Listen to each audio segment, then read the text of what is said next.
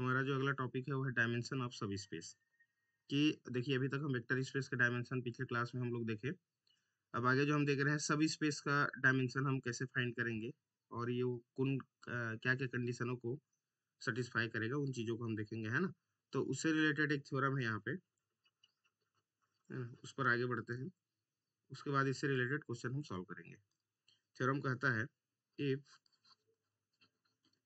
W is सब space of finite dimensional vector space, और vector space को हमने क्या ले लिया, वी ले लिया, है ना। FDVS का मतलब finite dimensional vector space V, then prove that, पहला केस है इसमें कि ये जो हम सब स्पेस ले रहे हैं इसका यदि हम डायमेंशन निकालें तो हमेशा less than are equal to dimension of vector space V होता है। ये पहला पॉइंट हो गया। दूसरा पॉइंट है इसी में कि W इक्वल टू V होता है if and only if dimension of W this is equal to dimension of V। दो चीज है इस थ्योरम के साथ में, है ना, कि W हमारे यदि सब स्पेस है कोई भी finite dimensional vector space V का, तो हमको शो करना है कि W का जो डायमेंशन होगा मतलब सब स्पेस का वेक्टर स्पेस से लेस देन होगा या फिर इक्वल, ज्यादा से ज्यादा इक्वल हो सकता है ना। और ये दोनों सब स्पेस और वेक्टर स्पेस दोनों इक्वल हो जाएंगे इफ एंड ओनली इफ दोनों का डायमेंशन यदि सेम हो जाता है। तो पहला पॉइंट हम इसमें सॉल्व करते हैं, प्रूव करते हैं। देखिए तो हम क्या कह रहे हैं, V हमारा जो है फाइनाइट डायमेंशनल वेक्टर स्पेस है, तो सबसे पहला काम ये करेंगे कि इसका जो सब स्पेस बनेगा ये सब स्पेस भी फाइनाइट डायमेंशनल का है, ये हमको पहले शो करना है।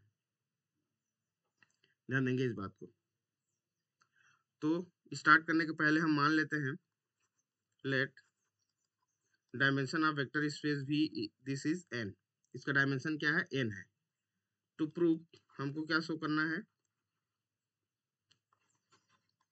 W is also finite dimensional. पहला चीज ये कि W चूंकि सब स्पेस है V का और भी हमारा फाइनाइट डायमेंशनल वेक्टर स्पेस है, तो पहला काम ये देख लेते हैं कि W भी यदि डायमेंशन है उसके पास तो वो फाइनाइट है कि नहीं, ये हम इसको पहले देख लेते हैं। उसके बाद उसका लेस देन, क्योंकि यदि ये इनफाइनाइट हो जाता है इसका डायमेंशनल तो इससे लेस देन वाला केस तो बना ही नहीं, है ना। तो पहले फाइनाइट होना चाहिए इसका सब स्पेस। तो उस चीज को प्रूव करने के लिए हम क्या करते हैं, जस्ट उल्टा लेके चलते हैं। उल्टा लेके चलते हैं मतलब contradiction. If possible W is infinite dimensional, हम जस्ट अपोजिट लेके चल रहे हैं कि मान लेते हैं कि ये जो सब स्पेस है V का उसका जो डायमेंशनल है वो क्या है, इनफाइनाइट है। और यदि इनफाइनाइट डायमेंशनल का है then there exist basis, there exist basis B1 of W such that B1 is B1 is नहीं, B1 has देखो ज्यादा सही है ना, B1 has infinite element। ध्यान देंगे इस बात को, है ना। हम डायमेंशनल किसको कहते हैं, यदि हमारे पास वेक्टर स्पेस है तो उसका एक बेसिस है और बेसिस में जितने नंबर ऑफ एलिमेंट होंगे उसी को हम डायमेंशन कहते हैं, है ना।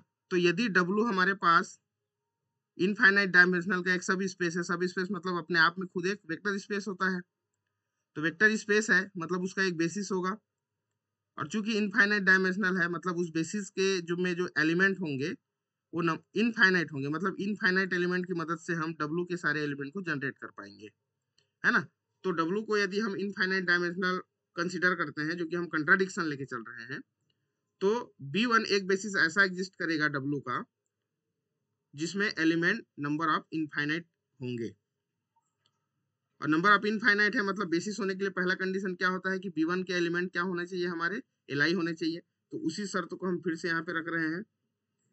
सो B1 is Li set in W, क्योंकि B1 को हम बेसिस लेके चल रहे हैं, तो B1 हमारा क्या होना चाहिए, Li होना चाहिए।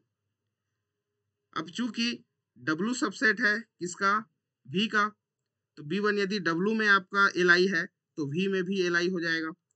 It means B1 is Li set in V। क्यों हो रहा है ऐसा, क्योंकि हमारा जो W है वो सबसेट है V का, सब स्पेस है, ध्यान दो। But B1 has infinite element, ध्यान दे, B1 के पास कैसे एलिमेंट है, नंबर ऑफ इनफाइनाइट एलिमेंट है, और V को हम क्या लेके चले हैं, फाइनाइट डायमेंशनल लेके चले हैं। देखिए, तो यदि B1 हमारे पास इनफाइनाइट है और n हमारा फाइनाइट नंबर है, तो जाहिर सी बात है कि ये जो सब स्पेस वाला जो हम कंडीशन लेके चल रहे हैं, ये कभी भी फुलफिल हो नहीं सकता, है ना। तो ये जो हम कंट्राडिक्शन लेके चल रहे हैं वो यहाँ पे हमारा गलत हो जाएगा। तो लिखने का ढंग जो है कैसा होगा, देखिए, it means since B1 is Li set in V which has elements more than n, यही होगा ना। इनफाइनाइट, यदि B1 में आपका क्या हो गया, हैज इनफाइनाइट एलिमेंट हो गए, तो जाहिर सी बात है V यदि फाइनाइट है तो n से अधिक एलिमेंट होगा B1 में, सीधी सी बात है। और B1 में यदि अधिक एलिमेंट हो गए V से, इसका मतलब ये हुआ कि B1 हमारा क्या हो जाएगा, LD हो जाएगा। B1 इज LD सेट, और यदि LD सेट हो रहा है तो ये B1 हमारा बेसिस नहीं हो सकता। So it is contradiction. बताइए, ये वाला पॉइंट समझ में आ रहा है क्या, it is contradiction of our assumption.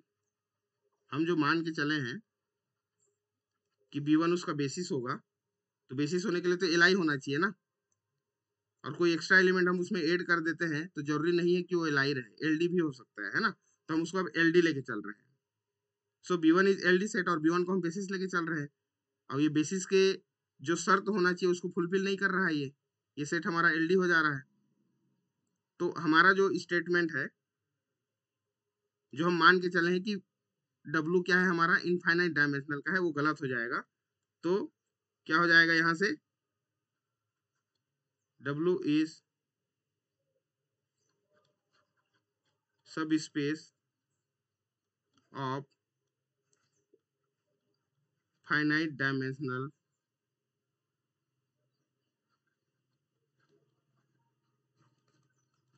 बताइए, यहां तक समझ में आया क्या ये वाला पहला वाला पॉइंट।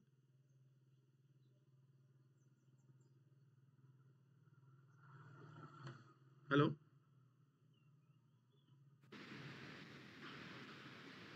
हेलो, आवाज नहीं आ यस रही सर। आपको, ओके ठीक। तो हमारा जो W है वो सब स्पेस है V का, और वो भी फाइनाइट डायमेंशनल का है, ये हम यहाँ तक प्रूव कर दिए। अब हमारा अगला काम है वो क्या है कि now we have to show dimension of W is less than are equal to dimension of V। ये प्रूव करना है अपने को। हम एज्यूम करके चलते हैं कि लेट, यदि हमारा, हम यहाँ पे क्या प्रूव कर दिए कि W जो है फाइनाइट डायमेंशनल का है। देखिए, W जो है सब स्पेस है और उसका डायमेंशन कैसा है, फाइनाइट है।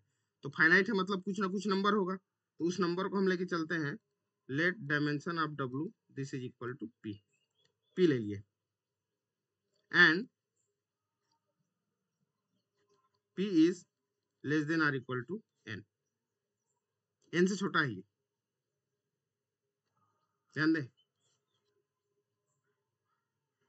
या तो इक्वल हो सकता है या लेस देन हो सकता है, ध्यान देना इस बात को। तो अगर ऐसा सब स्पेस हो गया तो ये तो ऑटोमेटिक प्रूफ हो रहा है, ऐसा सोच सकते हो आप लोग, है ना। हमारे पास क्वेश्चन ये राइज होना चाहिए, उठना चाहिए कि यदि W हमारा सब स्पेस है V का, V भी फाइनाइट है और W भी फाइनाइट डायमेंशनल का है, तो P को less than are equal to होना चाहिए, क्योंकि W हमारा सब स्पेस है और P किसका डायमेंशन की बात कर रहे हैं हम, W का। ध्यान देंगे इस बात को, ठीक है। अच्छा, इसमें एक एक्सटेंशन थ्योरम हम यूज करेंगे, उसको आपको बहुत अच्छे से समझना है। एक्सटेंशन थ्योरम थोड़ा सा मैं पहले बता देता हूँ, इसको मैं नहीं बता पाया था, इसका आप स्टेटमेंट भी जानते हो तो पर्याप्त है कि सपोज बी हमारा सबसेट है किसी भी वेक्टर स्पेस भी का, ध्यान देंगे, और ये बी क्या है आपका, एलआई सेट है। ध्यान देंगे इस चीज को, बी क्या होना चाहिए, एलआई सेट होना चाहिए। तो इस बी को हम वेक्टर वी के बेसिस के रूप में एक्सटेंड कर सकते हैं। ध्यान दें, बी कैन बी, क्या लिखेंगे आप, B can be extended to form basis.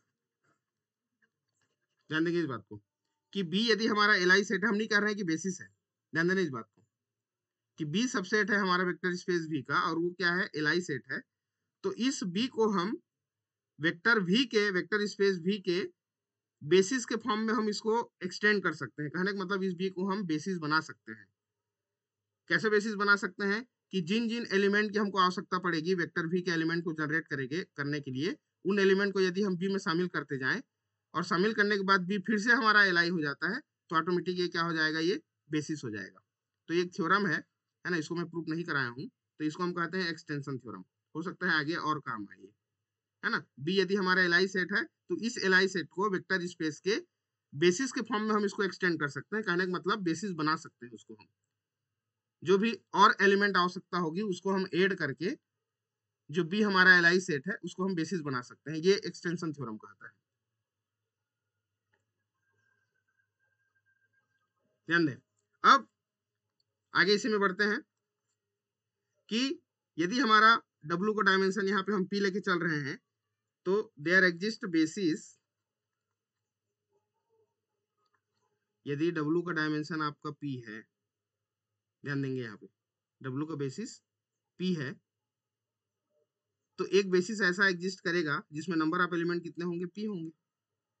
There exist basis B हम ले लेते हैं यहाँ पे, और उसमें एलिमेंट क्या ले लेते हैं, आप ले लो W1, W2, W3 and so on WP, क्योंकि डायमेंशन हम P लेके चल रहे हैं इसके सब स्पेस के। इसका मतलब ये होगा B is LI set in W, B किस में होगा, W में होगा, और चूंकि B बेसिस है W का तो ये इसका सबसेट भी होगा, और चूंकि W सबसेट है वेक्टर स्पेस V का, तो ये जो हमारा B है बेसिस है वो भी सबसेट हो जाएगा V का। तो यहाँ से हम लिख देंगे B is LI set in V also, V का भी सबसेट हो जाएगा, है ना। मतलब हम क्या कह रहे हैं, कारण क्या है, W is subset of V, है ना। शॉर्टकट में यदि आप लिखना चाहें कि B आपका सबसेट हो जाएगा W का और W सबसेट हो गया V का, तो यहाँ से हम डायरेक्ट लिख सकते हैं B is subset of V, है ना। वही चीज इसके पहले भी हम किए हैं। अब देखिए, अब B is LI set in V, यदि B हमारा लिनियरली इंडिपेंडेंट सेट हो जाता है V में, तो बाई एक्सटेंशन थ्योरम, ये जो हमने एक्सटेंशन थ्योरम देखा, इस B को भी V का हम बेसिस बना सकते हैं, है ना। So any LI set, subset लिखो, so any LI subset of any vector space V can be extended to form basis। ध्यान दें, यदि वो एलआई सेट है किसी भी वेक्टर स्पेस में, तो उस वेक्टर स्पेस को हमको बेसिस बना सकते हैं, है ना। अब हम क्या कर रहे हैं, इस बेग को सपोज हम क्या कर ले रहे हैं, एक बेसिस बना ले रहे हैं, और बेसिस करने के बाद वो क्या बनेगा, B can be extended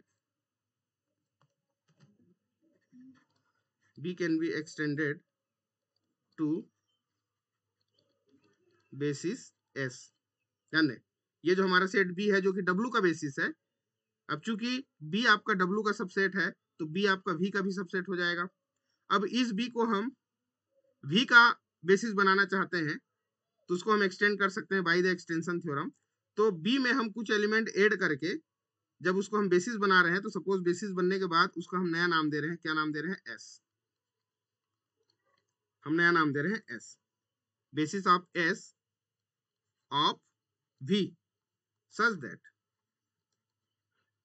अब चूंकि B में हम कुछ और एक्स्ट्रा एलिमेंट ऐड करके उसको बेसिस बना रहे हैं, इसका मतलब क्या होगा कि ये जो B जो है सबसेट हो जाएगा आपका S का, है ना। B में हमारा क्या था? WP तक एलिमेंट था, हो सकता है इसमें कुछ और जरूरी एलिमेंट ऐड करके WP+1 हो गया और WP+2, सपोज दो एलिमेंट ऐड किए और इसको हम बेसिस बनाए, है ना। थ्योरम जैसे इसको प्रूव कराए रहते हैं ना तो उसमें चीजें समझ आता है कि किस तरीका से ये बेसिस बनता है। फिर से कैसे हम नए एलिमेंट ऐड करते करते और कई तरीका के एलाई सेट से लेकर हम उसका बेसिस बना सकते हैं, है ना। तो मैं केवल उसका थ्योरम यूज कर रहा हूँ। तो ये दो एलिमेंट हम एक्स्ट्रा ऐड करके सपोज उसको हम क्या बना दिए? एस बना दिए। तो जाहिर सी बात है दो एलिमेंट एक्स्ट्रा हो गया तो ये जो बी हो जाएगा वेक्टर वी का, वेक्टर स्पेस वी का सब सॉरी बेसिस बनने के बाद क्या हो जाएगा? सबसेट हो जाएगा हमारा बी, क्योंकि इसमें दो एलिमेंट कम है ना। तो इसका मतलब क्या होगा? Number of element in B is less than और equal to number of element in S, है ना। और number of element of B मतलब हम क्या लेके चले हैं? पी लेके चले हैं। देखिए शुरुआत में नंबर ऑफ एलिमेंट हम पी लेके चले हैं, मतलब डायमेंशन बी में, और ये less than are equal to हो रहा है number of element in S, और ये एस क्या हो गया? हमारा वी का बेसिस बन गया, और वी का बेसिस बन गया मतलब उसका डायमेंशन कितना होगा? एन हो जाएगा। देखिए हम पहले ही मान के चले हैं थ्योरम जब स्टार्ट हुआ कि वी का डायमेंशन एन है। अब वी का डायमेंशन एन है, इसका मतलब ये होगा कि उसके बेसिस में नंबर ऑफ एलिमेंट एन होंगे, और हमने एस को बेसिस के फॉर्म में एक्सटेंड किया है। कहां से? बी से एक्सटेंड किया है एस तक। तो इसके पहले भी हम थ्योरम पढ़े हैं कि किसी भी वेक्टर स्पेस का एक से अधिक बेसिस हो सकता है, लेकिन नंबर ऑफ एलिमेंट कितने होंगे? सेम होंगे। ध्यान दो इस बात को, है ना। तो पहले जो हम डायमेंशन कंसीडर करके चले हैं वेक्टर स्पेस भी का, वो क्या था? हमारा एन था, और एस को भी हम क्या बना दिए? इसका बेसिस बना दिए वी का, तो इसमें भी नंबर ऑफ एलिमेंट कितने होंगे? एन ही होंगे। तो P is less than are equal to N. तो यहां से क्या प्रूफ हो जाता है कि ये जो हमारा डायमेंशन ऑफ वेक्टर स्पेस है वो less than are equal to होगा हमेशा डायमेंशन ऑफ वी के। बताइए ये थ्योरम समझ आया क्या आप लोगों को? हेलो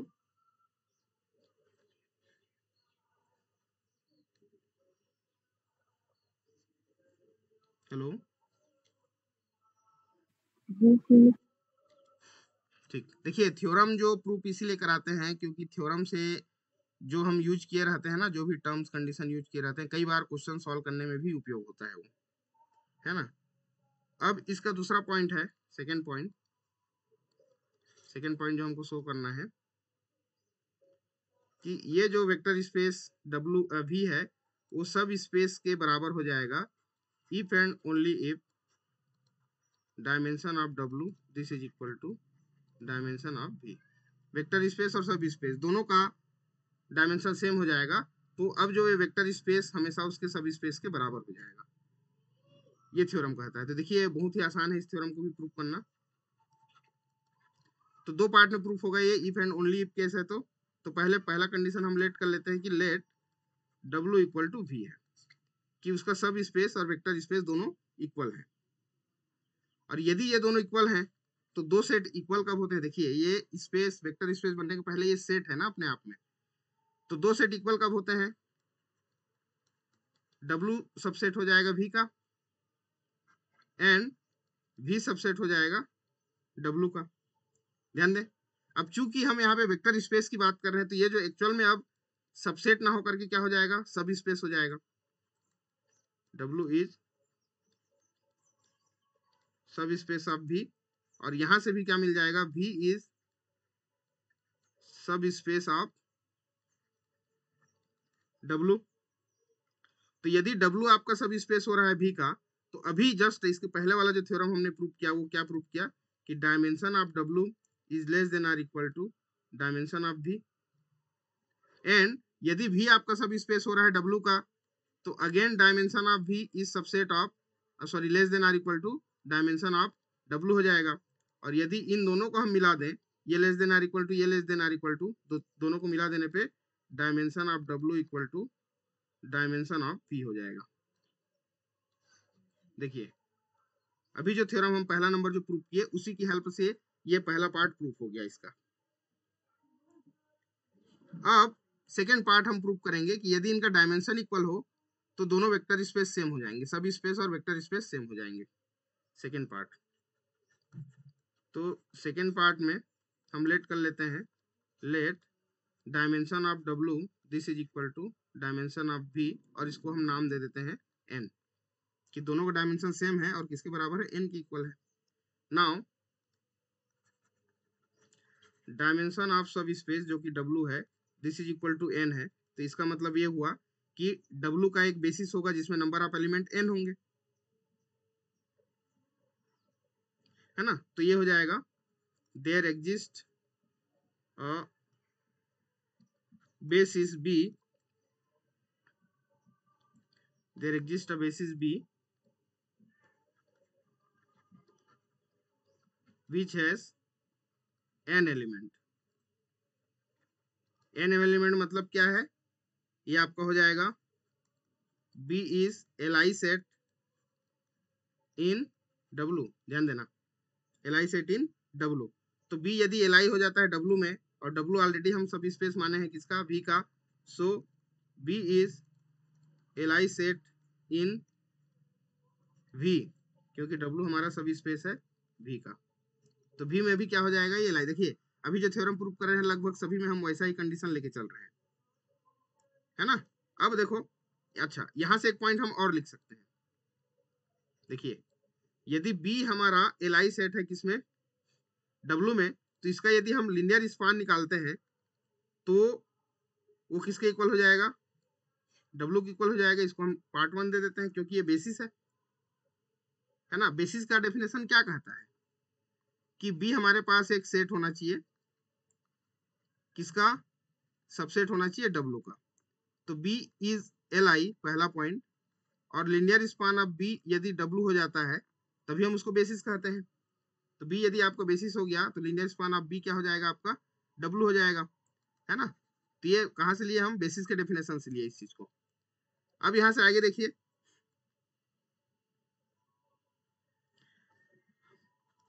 अब B is Li set in V कह रहे हैं हम ना, ध्यान देना B is Li set in V, और इसके पास कितने एलिमेंट है, n एलिमेंट है। तो n एलिमेंट है तो B भी इसको क्या कर देगा, जनरेट कर देगा, ध्यान देना इस चीज को। सो B is basis of V हो जाएगा, क्योंकि Li सेट है तो उसको हम क्या कर सकते हैं, एक्सटेंड कर सकते हैं, ध्यान देना इस बात को। अभी जो हम एक्सटेंशन थ्योरम बताया मैं कि कोई भी यदि Li सेट है तो वेक्टर स्पेस का उसको हम बेसिस बना सकते हैं, और बेसिस में ऑलरेडी इसके n एलिमेंट है तो B में भी तो n ही एलिमेंट होगा, तो डायरेक्ट हम कह देंगे कि B is also basis of V। तो यहां से क्या हो जाएगा, linear span of B this is equal to V हो जाएगा। देखिए इसको हम ले लेते हैं number 2।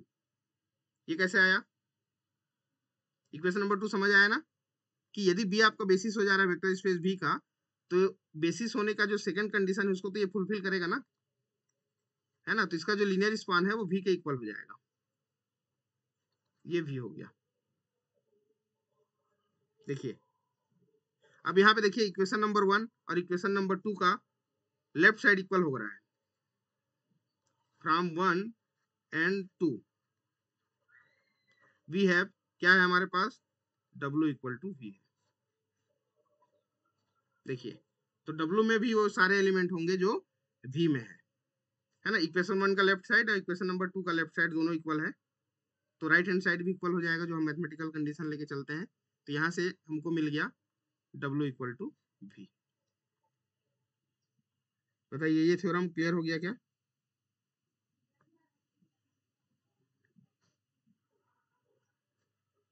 Hello,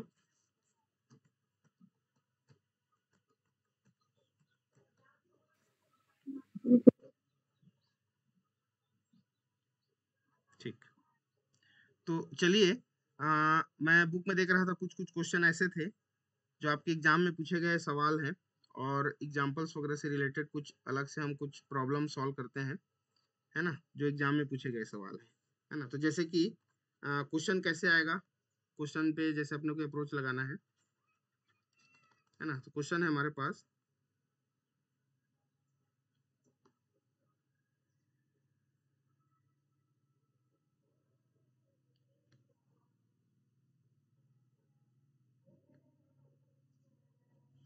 prove that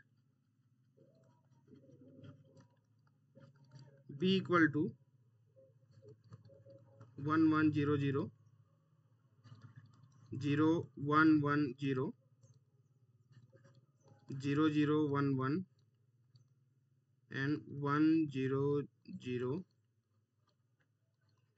is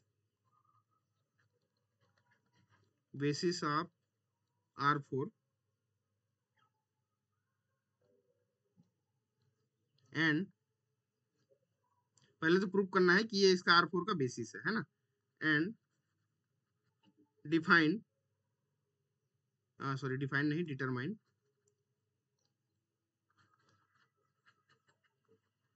determine coordinate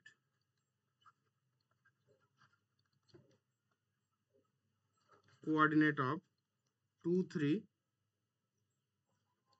4 -1 relative to ordered basis B. ध्यान दें,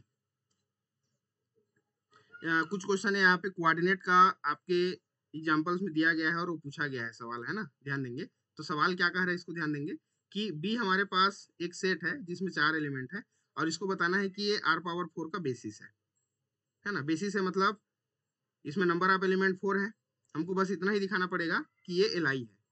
ध्यान देंगे कि ये LI सेट है, बस इतना ही दिखाने की आवश्यकता है हमको, और ऑटोमेटिक ये आपका बेसिस हो जाएगा, है ना। क्योंकि L of B equal to क्या होता है, V होता है, आप जान रहे हैं कि R⁴ का डायमेंशन हम पढ़ के आए हैं अभी।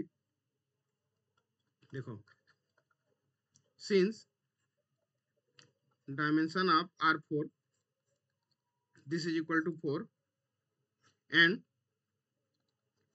Number of element in B this is also 4, है ना। So we have to only show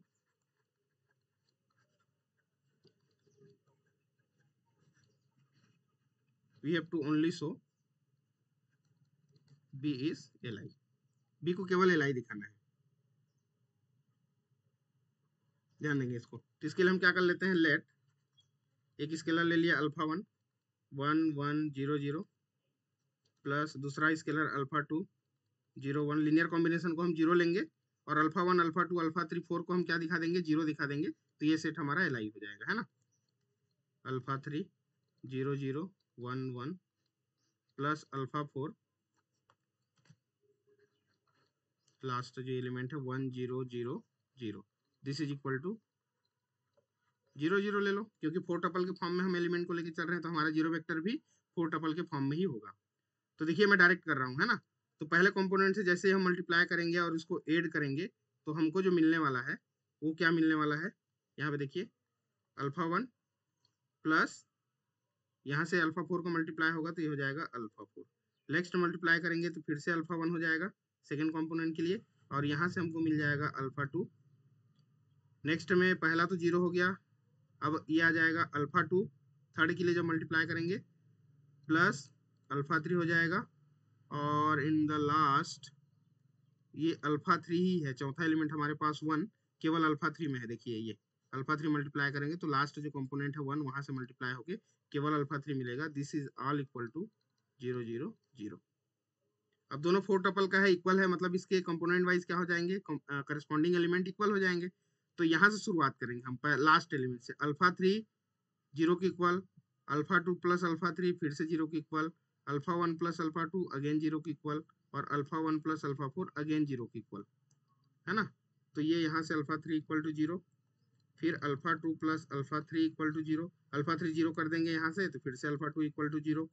again compare करें यदि alpha 1 alpha 2 equal to zero, तो यहाँ से अल्फा 2 हम जीरो निकाल चुके हैं, फिर अल्फा 2 इस वाले इक्वेशन में रख देंगे, तो alpha 1 equal to again zero, और लास्ट जो alpha 1 plus alpha 4 equal to zero होगा, तो देखिए अल्फा 1 को भी हम जीरो निकाल चुके हैं, यहाँ पुट करेंगे तो अल्फा 4 इक्वल टू जीरो। तो यहाँ से finally alpha 1 equal to alpha 2 equal to alpha 3 equal to alpha 4, these all are zero. तो जितने भी हमने स्केलर लिया और उसको मल्टीप्लाई करके हम एक लीनियर कॉम्बिनेशन बनाए, और उसको जब हम जीरो के इक्वल लेके चल रहे हैं तो सारे स्केलर जीरो आ रहे हैं। इसका मतलब ये हुआ कि ये जो हमारा सेट हम लेके चले हैं बी, वो एल आई है ना। नंबर ऑफ एलिमेंट सेम था, हमको केवल एल आई दिखाना था, तो यहाँ से ये प्रूफ हो जाता है। Hence given set B is basis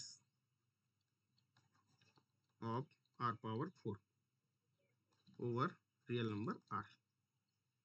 ठीक है जी, यहां तक समझ आया? क्वेश्चन पे कैसे अप्रोच करेंगे समझ आ गया ये? जी सर। हाँ, अब हम क्या करेंगे, ये बेसिस हो गया हमारा, है ना। तो बेसिस हो गया, तो इसका जो सेकंड पार्ट क्या प्रूव करना है अपने को, हमको डिटरमाइन करना है कि कोऑर्डिनेट वेक्टर्स क्या होंगे इसके, है ना। कोऑर्डिनेट वेक्टर क्या होंगे और किसके करस्पॉन्डिंग निकालना है हमको निकालना है 2 3 4 -1। एक वेक्टर हमको दिया गया है 2 3 4 -1, जो कि 4 टपल के फॉर्म में है, मतलब इसका ही एलिमेंट होगा r पावर 4 का। ठीक है, तो इसका हमको कोऑर्डिनेट वेक्टर फाइंड करना है। तो उसको फाइंड करने के लिए हम क्या करेंगे, चूंकि r पावर 4 से ये एलिमेंट आएंगे, सो लेट हम x y z और w ले लेते हैं r पावर 4 से, सच दैट किस तरीका से है ये, कि ये जो 2 3 4 -1 है, चूंकि ऑर्डर बेसिस की बात किया है ना, तो ऑर्डर बेसिस को थोड़ा और चर्चा करेंगे हम लोग। तो ये किसके लीनियर कॉम्बिनेशन के फॉर्म में लिखा जाएगा, x into relative to basis क्या बोला है, देखो क्वेश्चन को एक बार और पढ़ लो। क्वेश्चन क्या कहता है, prove that the set B is basis of R power 4 and determine coordinates of 2 3 4 -1 relative to order basis of B। ये जो B जैसे ही हमारा बेसिस हो गया, तो इस बेसिस के ऑर्डर में इससे रिलेटेड हमको कोऑर्डिनेट फाइंड करना है, किसका, 2 3 4 -1 का। ठीक है, यदि B को हम ऑर्डर के फॉर्म में लेके चले, मतलब 1 1 0 0 को पहले नंबर पे, 0 1 1 0 को दूसरे नंबर पे, इस तरीके से ऑर्डर में लेके चलें, और उसी के करस्पॉन्डिंग 2 3 4 -1 का हमको कोऑर्डिनेट ज्ञात करना है ना। तो ध्यान दें, तो इसी जो एलआई सेट हम लेके चले हैं बी, उसी के एलिमेंट का हमको यूज करना है। तो क्या हो जाएगा, x into 1 1 0 0 plus y into 0 1 1 0 plus z into 0 0 1 1 plus w into 1 0 0 0। Yes, इसको आप सॉल्व कर दो, सॉल्व करेंगे तो देखिए क्या आ जाएगा, x प्लस w आएगा, है ना। देखिए पहला कंपोनेंट यहाँ पे 1 है और यहाँ पे लास्ट में 1 है, तो दोनों मल्टीप्लाई होकर पहला कंपोनेंट क्रिएट करेंगे तो x प्लस w आएगा। नेक्स्ट में फिर से x आएगा, और सेकेंड में आपका यहाँ पे आ रहा है y, बाकी तो 0 0 है। नेक्स्ट में x का टर्म खत्म यहाँ से, उसके बाद आ जाएगा आपका y, और ये आ जाएगा आपका z, और इन द लास्ट आने वाला है केवल z आने वाला है, और ये हो गया आपका 2 3 4 -1। देखिए, तो लेफ्ट साइड में भी 4 टपल, राइट साइड में भी 4 टपल, दोनों इक्वल हैं, तो इसके जो कंपोनेंट वाइज है इक्वल हो जाएंगे, करस्पॉन्डिंग एलिमेंट इक्वल हो जाएंगे। तो यदि हम इसको तुलना करना चाहें तो देखिए x plus W equal to 2 हो जाएगा, x plus Y equal to 3 हो जाएगा, y plus Z this is equal to 4, and last z equal to -1। देखिए, तो z इक्वल टू जैसे ही इसमें हम -1 पुट करेंगे, तो यहाँ से वैल्यू हमको मिल जाएगी इधर जाके y equal to 5। y equal to 5 जैसे ही पुट करेंगे हम कहाँ पे, सेकेंड वाले इक्वेशन में, तो 5 को इधर हम ट्रांसफर करेंगे तो x इक्वल टू हो जाएगा -2, और यहाँ से x की वैल्यू जैसे ही मिलेगी हमको यहाँ से w की वैल्यू मिल जाएगी। w की वैल्यू -2 रखो, इधर लाओगे तो +2, तो ये हो जाएगा 4। तो यहाँ से ये जो 2 3 4 -1 है, इसके जो कोऑर्डिनेट्स होंगे किसके बेसिस में, ये जो हमारे पास 4 एलिमेंट दिए हैं बेसिस के एलिमेंट, इससे रिलेटिव करते हुए इसका जो कोऑर्डिनेट बनेगा वो क्या बनेगा, ये जो x y z की वैल्यू है आप रख दो यहाँ पे, इसमें इसको इक्वेशन नंबर 1 ले लो। तो क्या हो जाएगा, कितना निकाले x की वैल्यू हम, हाँ ये हो जाएगा 4 1 1 0 0 प्लस w की वैल्यू हम निकाले,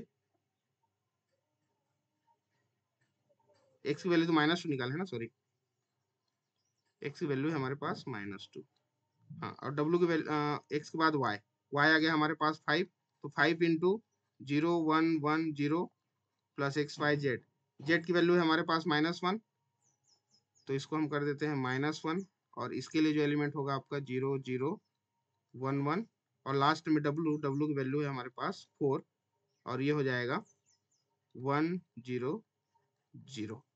ये इसका हो जाएगा कोऑर्डिनेट, इसका 2 3 4 -1 का किससे रिलेटिव होकर, ये जो हमारे पास बेसिस दिया गया है b, इससे।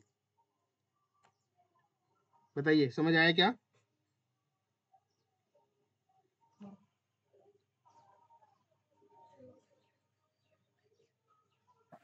Yes, sir. है ना, Yes, sir. कोई भी वेक्टर हमको दिया रहेगा और उस बेसिस के रिलेटिव में हमको कोऑर्डिनेट ज्ञात करना है, तो हम क्या करेंगे, उस एलिमेंट को पहले दिए गए बेसिस के एलिमेंट के लीनियर कॉम्बिनेशन के फॉर्म में लिख देंगे, और जो एलिमेंट हम लेके चलेंगे, स्केलर जो लेके चल रहे हैं, जैसे यहाँ पे एक्स वाई जेड डब्ल्यू लेके चले हैं अननोन नंबर, उसी की वैल्यू हमको फाइंड करना है और उसमें पुट कर देना है, वही उसका कोऑर्डिनेट होगा।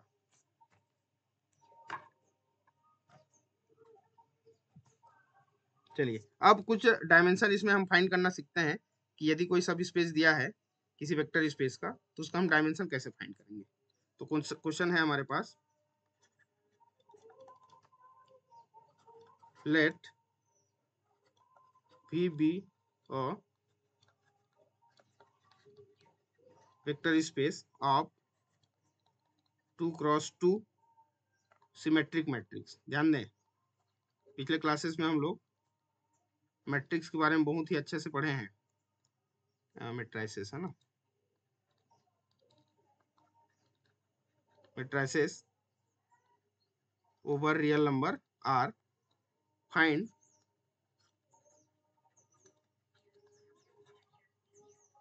basis and dimension,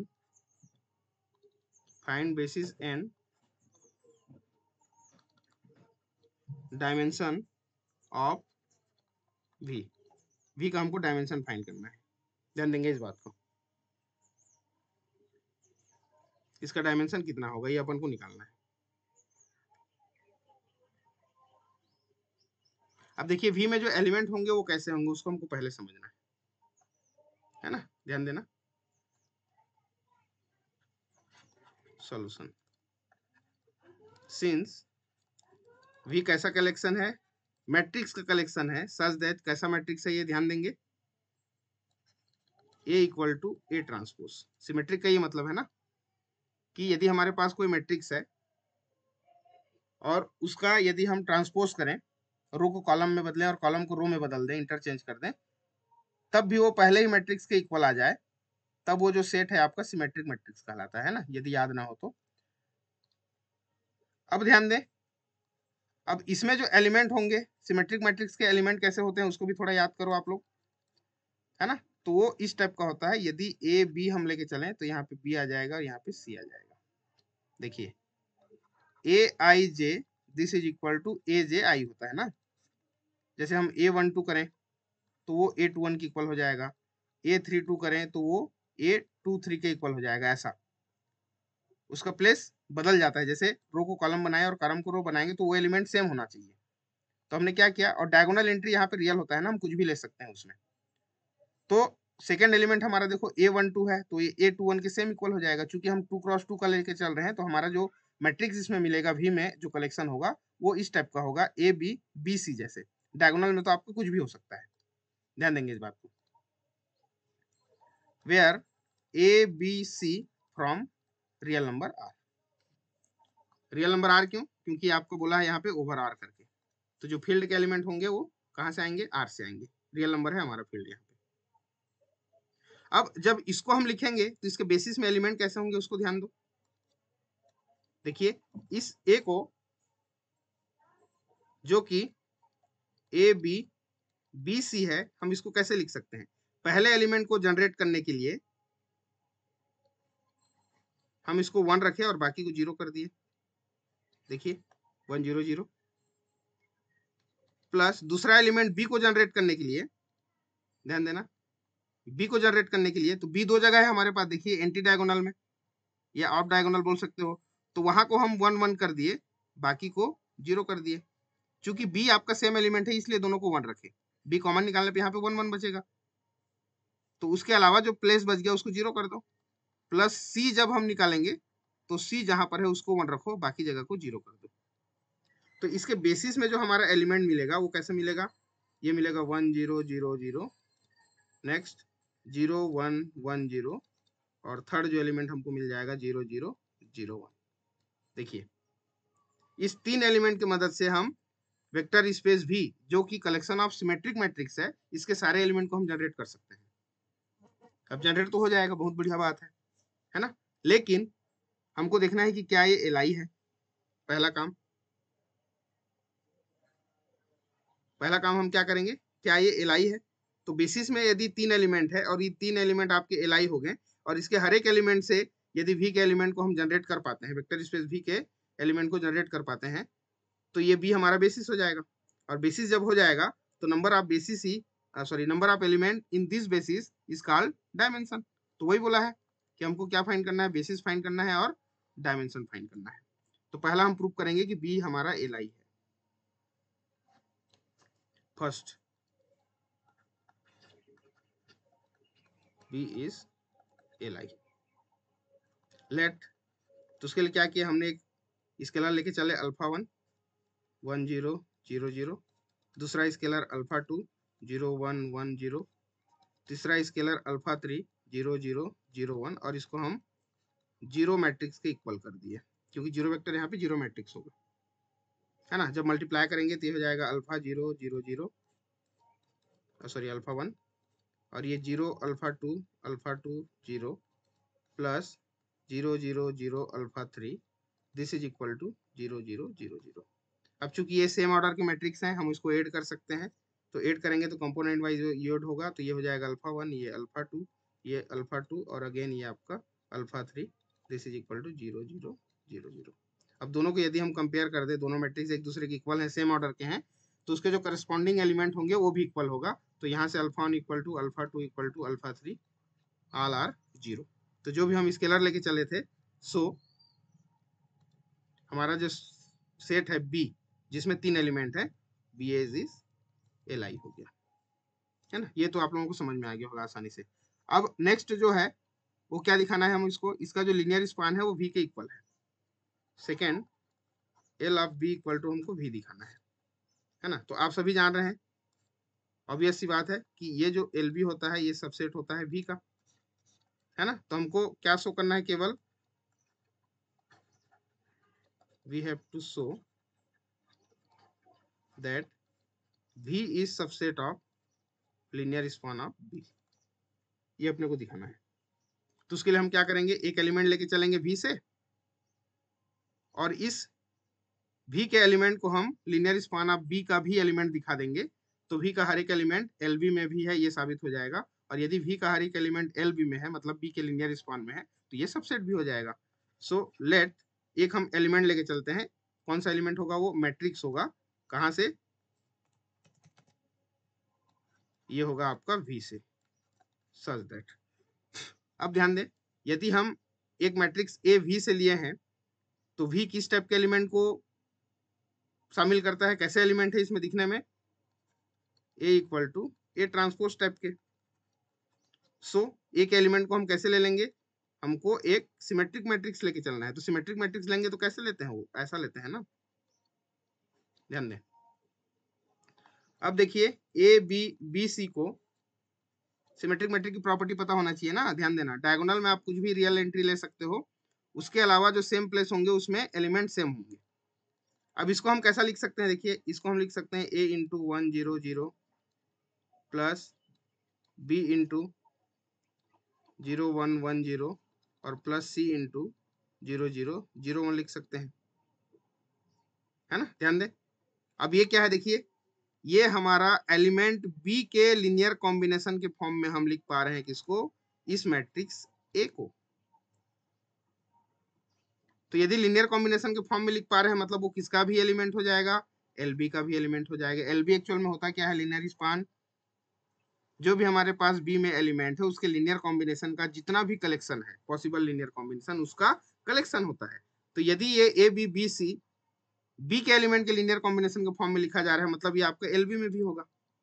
तो यहाँ से हम कह देंगे कि ये जो सेट ए है, मैट्रिक्स ए है, ये आपका बी का भी एलिमेंट है, लिनियर स्पान ऑफ बी का भी एलिमेंट है, मतलब बी आपका सबसेट हो जाएगा एल बी का, है ना। तो पहले जो ऑलरेडी ऑब्वियस हम कंसिडर किए थे वहां से, और ये लास्ट कंक्लूजन हम कह देंगे कि linear span of B equal to V, है ना। So B is basis of V, और उसमें वो 3 एलिमेंट होंगे जो ऊपर में हम लिखे हैं। So dimension of V this is equal to 3 हो जाएगा। समझ में आया क्या? Hello, Yes, sir. ध्यान देंगे यहाँ पे। हम इसके पहले पढ़े हैं कि यदि एफ हमारा m क्रॉस n ऑर्डर का कोई वेक्टर स्पेस है जिसमें m क्रॉस n ऑर्डर के सारे मैट्रिक्स का कलेक्शन है ये, तो जब इसका हम डायमेंशन पढ़े थे पिछले क्लास में, तो किसके बराबर होता है, m इंटू n के बराबर होता है। ध्यान देना, हम ये पढ़ के आए हैं, है ना। तो 2 इंटू 2 4 हो जाना था, लेकिन ध्यान देंगे यहाँ पे शर्त दिया है कि a equal to A transpose होना चाहिए, a equal to A transpose होना चाहिए, ऐसा बोला है। तो सिमेट्रिक मैट्रिक्स का कलेक्शन है ये, केवल मैट्रिक्स का कलेक्शन नहीं है, ध्यान देना इसमें, है ना। तो जरूरी नहीं है कि डायमेंशन उसका m क्रॉस n के बराबर ही आए, जो जो शर्त लगते जाएगा उसके अकॉर्डिंग उसका जो डायमेंशन है वो चेंज होते जाएगा, क्योंकि बेसिस में नंबर ऑफ एलिमेंट चेंज होते जाएंगे, है ना। चलिए, अब इसमें एक थ्योरम है,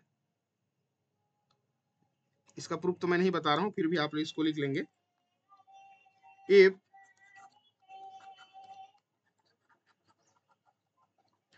W1 and W2 are W1 and W2 are, अरे क्या कर रहा हूं मैं, सब spaces of V, finite dimensional लिख दो ज्यादा सही है, सब space of finite dimensional vector space V, then dimension of W1 plus W2 this is equal to dimension of W1 plus dimension of W2 minus dimension of W1 intersection W2, है ना। Set theory में भी आप इसको 11th class में पढ़ के आए हैं, है ना, और इसको साथ ही साथ आप प्रोबेबिलिटी में भी पढ़ के आए हैं, है ना। बिल्कुल वैसा ही है, डायमेंशन में भी सेम टू सेम, है ना। W1 प्लस W2 क्या है, सम ऑफ सब स्पेस W1 एंड W2। उसके बाद W1 इंटरसेक्शन W2 क्या है, W1 और W2 का सब स्पेस, जो कि ये भी क्या बनाता है, सब स्पेस बनाता है ना। और इसका जब सम करें तो सम भी क्या बनाता है, सब स्पेस बनाता है, ठीक है। तो इसके सम का जो डायमेंशन होगा वो W1 के डायमेंशन W2 के डायमेंशन को ऐड करके इसके इंटरसेक्शन के डायमेंशन को यदि हम माइनस करें तब ये इक्वल होगा। तो ये एक थ्योरम है इसमें, है ना, इसको आप लोग देख लेंगे।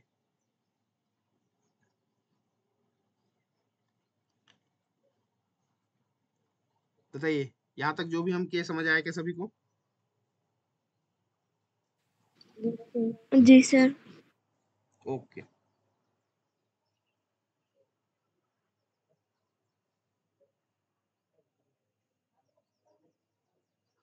चलिए अब इसमें कुछ और क्वेश्चन हम देखते हैं।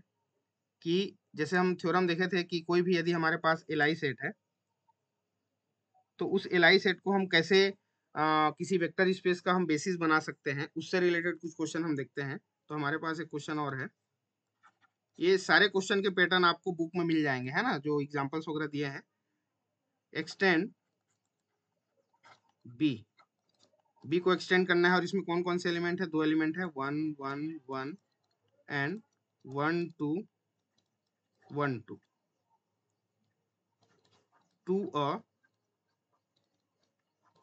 basis of R4 over R। देखिए हमारे पास यहाँ पे एक सेट दिया गया है B, जो कि सबसेट है R4 R का। 2 एलिमेंट है, 1 1 1 1 2 1 2। ठीक है, इसको हमको R4 R का बेसिस बनाना है, एक्सटेंड करना है बेसिस के रूप में, है ना। तो उसके लिए हमको क्या करना पड़ेगा? सबसे पहला चीज तो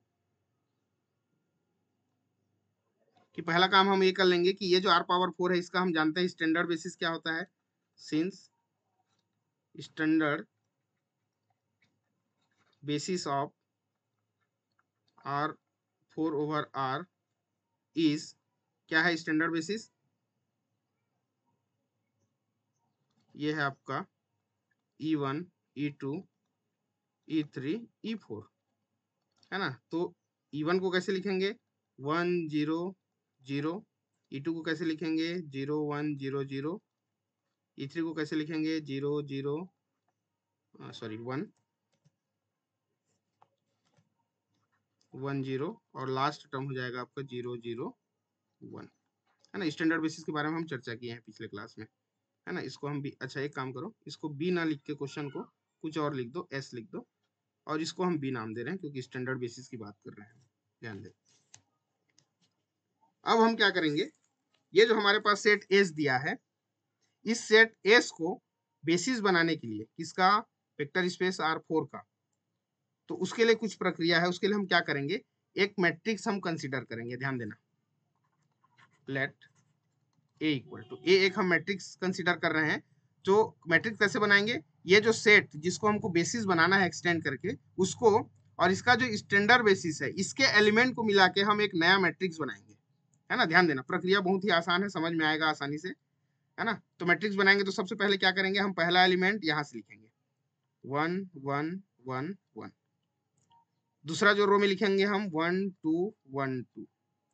अब जो हमारा स्टैंडर्ड बेसिस है उसके एलिमेंट को आप लिख दो क्रम से 1 0 0 0 0 1 0 0 0 0 1 0 और लास्ट में 0 0 0 1।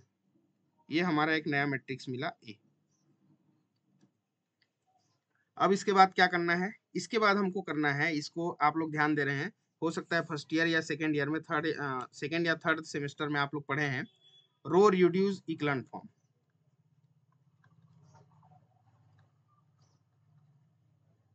है ना। इनवर्स फाइंड करने के लिए हम क्या करते थे? उसको इक्विवेलेंट फॉर्म में कन्वर्ट करते थे, याद करिए। या रैंक फाइंड करने के लिए हम इक्विवेलेंट फॉर्म में कन्वर्ट करते थे। तो रो को रिड्यूस करके हम क्या करते हैं? इक्विवेलेंट फॉर्म में कन्वर्ट करते हैं। तो जैसे ही इसको हम इक्विवेलेंट फॉर्म में कन्वर्ट करेंगे, इक्विवेलेंट फॉर्म का प्रॉपर्टी क्या है कि जो भी पहला नॉन जीरो एलिमेंट है उसके नीचे के सारे एलिमेंट को हमको क्या बनाना है? जीरो बनाना है। ये सेकेंड में 2 के सारे नीचे एलिमेंट को जीरो, है ना। तो इक्विवेलेंट फॉर्म ये कहता है कि जितने भी नॉन जीरो एलिमेंट हैं वो पहले क्रम देंगे, मतलब जीरो एलिमेंट वाला जो रो होगा वो सबसे नीचे आ जाएगा, और नॉन जीरो एलिमेंट के, फर्स्ट नॉन जीरो एलिमेंट के जितने भी नीचे वाले एलिमेंट है सारे आपको उसको जीरो बनाना है। ठीक है, तो उसके बाद इसमें जितने भी नंबर ऑफ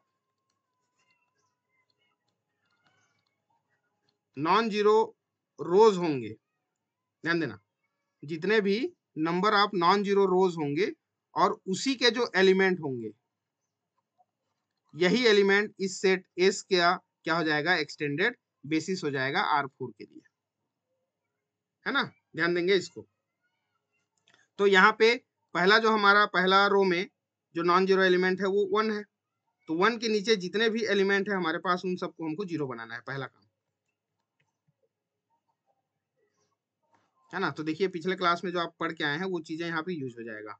तो हम क्या कर रहे हैं? R2 को चेंज करेंगे R1 की मदद से, तो ये हो जाएगा R2 माइनस R1, तो पहला एलिमेंट जीरो। और नेक्स्ट R3 को भी हम चेंज करेंगे R1 की मदद से, तो ये फिर से R3 माइनस R1 हो जाएगा।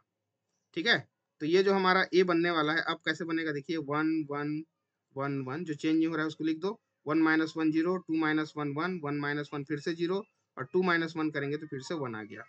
नेक्स्ट थर्ड रो में 1 माइनस 1 0, 0 माइनस 1 माइनस 1, 0 माइनस 1 फिर से माइनस 1 और 0 माइनस 1 फिर से माइनस 1, ये आ गया।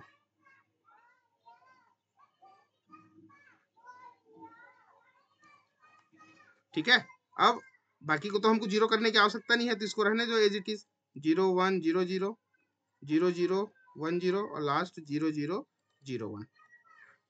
ये अब इसके बाद देखिए, अब हमारा सेकेंड जो नॉन जीरो एलिमेंट होगा, पहला नॉन जीरो वो ये है 1। अब उसके नीचे के एलिमेंट को अपन को फिर से जीरो बनाते जाना है ना, तो ये आपका सिमेट्रिक हो जाएगा। यहाँ से जो हमारा मैट्रिक्स बनेगा, अच्छा पहले हम क्या ऑपरेशन यहाँ पे यूज करने वाले हैं उसको ले लेते हैं, है ना। हम चेंज करेंगे R3 को किसकी मदद से, अब R2 की मदद से चेंज करेंगे ना, R2 की मदद से। तो R3 में हम R2 को ऐड कर देंगे तो 1 माइनस 1 जीरो हो जाएगा। उसके नीचे फिर से एक नॉन जीरो एलिमेंट है 1, उसको भी हमको जीरो बनाना है, जो कि कहाँ पे प्रेजेंट है, R4 में प्रेजेंट है। तो R4 को चेंज करेंगे, इसको करेंगे हम R4 माइनस R3 करेंगे। देखिए, तो जो चेंज नहीं हो रहा है उसको पहले लिख दो, 1 1 1 0 1 0 0। अब ये चेंज होने वाला है, दोनों को ऐड करेंगे तो 1 माइनस 1 ये हो गया 0, 0 माइनस 1 माइनस 1 और 1 माइनस 1 फिर से ये हो गया आपका 0। अब इसको हम सब्ट्रैक्ट करेंगे तो 1 माइनस 1 ये हो जाएगा 0, 0 माइनस 0 और 0 माइनस माइनस 1 करेंगे तो ये आपका माइनस 1 हो गया। तो हमारे पास 4 रो आ गए, और जो चेंज नहीं कर रहे हैं उसको आप एज इट इज रहने दो, 0 0 0 1। ये इक्लन फॉर्म में कन्वर्ट करने वाला समझ आ रहा है कि नहीं, एक बार यस नो बोले।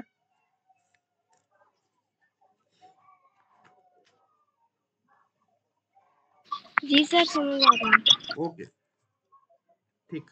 अब यहाँ से नेक्स्ट देखिए, अब हमारे पास नॉन जीरो एलिमेंट कहाँ पे मिल रहा है, थर्ड रो में ये मिल रहा है ना। उसके नीचे एक ही एलिमेंट हमको जीरो करना है, देखिए ये जो कि फिफ्थ रो में है, इसको अब हम जीरो करना चाह रहे हैं। तो आगे बढ़ते हैं इसमें फिर से, तो हमको चेंज करना है R3 की मदद से R5 को, और ये 1 माइनस 1 है दोनों, तो जो ऐड कर दिए दोनों को, R5 प्लस R3 कर दिए, है ना। तो हमारे पास जो चेंज नहीं हो रहा है एलिमेंट उसको पहले लिख देते हैं, 1 1 1 1 0 1 0 0 0 0 माइनस 1 0। इसमें तो हमको कुछ करने की आवश्यकता नहीं है, 0 माइनस 1। अब ये हो जाएगा, इन दोनों को ऐड करेंगे तो 0 प्लस 0 0 प्लस 0 0 हो जाएगा, और 1 माइनस 1 ऐड करेंगे तो फिर से ये 0 और 0 प्लस 0 फिर से 0 और लास्ट में आपका आ जाएगा 0 0 0 1। देखिए ये हो गया। अब नेक्स्ट इसी में एक एलिमेंट हमको और बच रहा है, देखिए अब नेक्स्ट रो में जब हम आएंगे तो नेक्स्ट रो में आप देख पा रहे हैं यहाँ पे एक नॉन जीरो एलिमेंट मिल गया, तो उसके नीचे जो भी एलिमेंट है उसको हमको जीरो करना है, जो कि R6 में है ना। तो R6 के एलिमेंट को चेंज करेंगे हम किसकी मदद से, R4 की मदद से, और ये फिर से हमको ऐड करना पड़ेगा R4 को। देखिए तो क्या मिलेगा, 1 1 1 1 0 1 0 0 0 0 माइनस 1 0 और ये आ जाएगा आपका 0 0 0 माइनस 1 देन 0 0 0 0। अब इसको क्या कर रहे हैं, ऐड कर रहे हैं, तो 0 प्लस 0 0 0 प्लस 0 0 0 प्लस 0 0 और 1 प्लस माइनस 1 फिर से आपका 0 हो गया।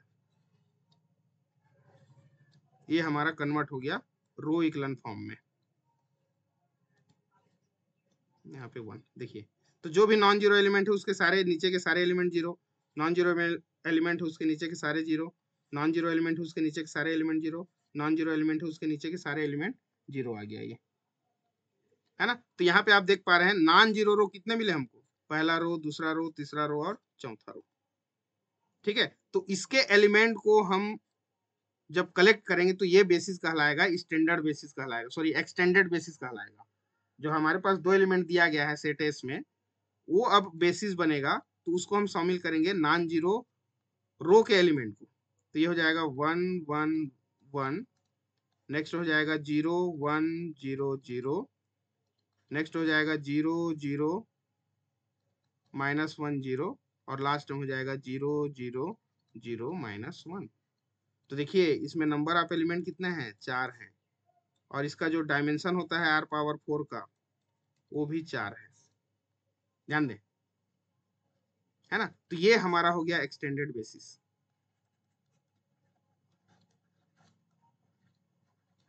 Extended basis of r power 4 over r। समझ में आया कि नहीं बेसिस कैसे बनाना है एक्सटेंड करके? हेलो, जी सर। ठीक। अब इसमें देखिए कुछ क्वेश्चन और